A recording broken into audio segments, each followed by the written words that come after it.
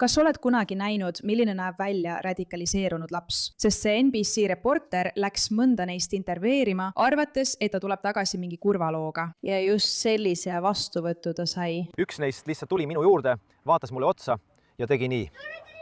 Noh, me teame, mida see tähendab. Seda märki nad kogu aeg näitavad. See oli vana ISISe sümbol. Üks, mis tähendab üht jumalat, üht religiooni, üht usku, üht juhti, ühtsuse ja võimu sümbol. Need poisid käituvad kõik väga ähvardavalt. Nad kõik ütlesid, et ühel päeval loodan sind tappa. Ühel päeval tahan su kõri läbi lõigata. Nad kõik teevad väga-väga ähvardavaid žeste.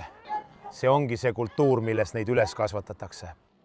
Kõigile, kes on välismaalased, öeldakse, me loodame, et sa sured. Me notime teid ükshaaval.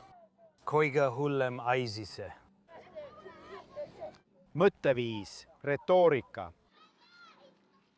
on siin kultuuriks. Nüüd peame endad küsima, kas me süüdistame neid lapsi, kes on sellisesse psühhootilisse käitumisse indoktrineeritud. Nad hakkavad ootuspäraselt kive loopima, nii et me liigume laagri teise ossa. Õige, me liigume teise piirkonda.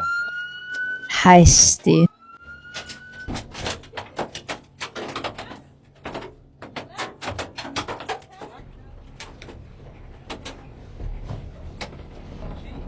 Reintegreerimine on olnud tõeline probleem. Kurat! Jõuluvana, sa ei ütle, et laste reintegreerimine, keda on aju pestud uskuma, et sina oled maailma kõige hullem asi, võib olla natuke problemaatiline. Jah. Sa ei ütle, ma tõesti ei suuda seda uskuda.